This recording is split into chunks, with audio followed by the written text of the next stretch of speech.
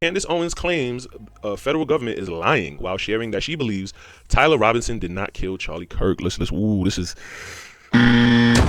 serious. This is serious. On Friday, September 26, Owens took to her Instagram story to share a few messages with her more than 6.3 million followers. 6.3 million followers, that's a lot of people, y'all. That's a lot of people.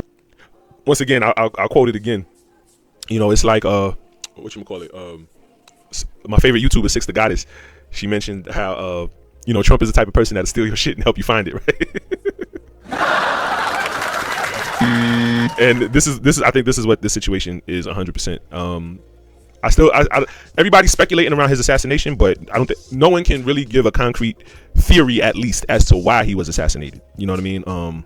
Everyone's speculating, but no one really gives a clear cut. And I think people do know, but they're scared too, because they're like, yo, if this, like I said, it was a lot of reverberations around this assassination, because if they can do it to him, they can do it to anybody. You know what I mean? That's really what this was about.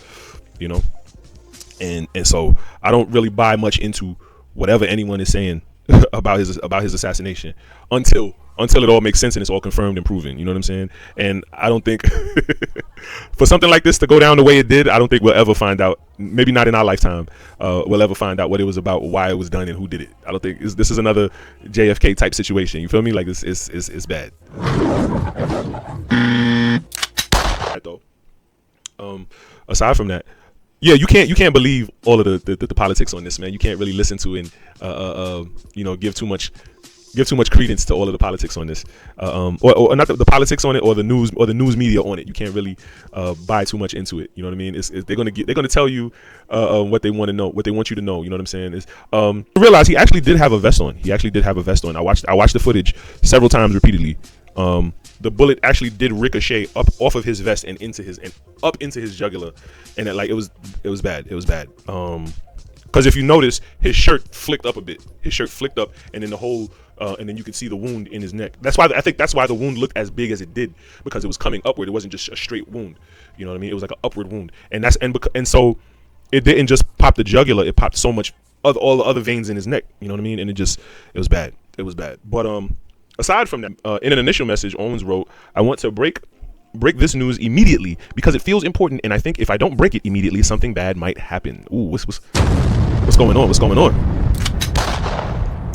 From there, Owens stated that she had verified information. However, she cannot reveal her source. Quote, "Tyler Robinson is not suicidal. The entire narrative that was placed in the media about him having been suicidal is completely fictional, as are many other aspects of what we had been told. His father having turned him in after a confession is also complete fiction. To the contrary, Tyler Robinson maintains his innocence and has never even been to the UVU campus," she wrote. Damn.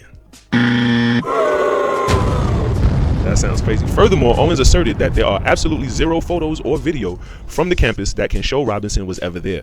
Quote from Candace Owens, "which is why they have produced nothing other than a blurry image which Tyler's family knows is not him." She continued, quote, "The federal government is lying about absolutely everything except for the fact that it is her gun." Okay. Interesting.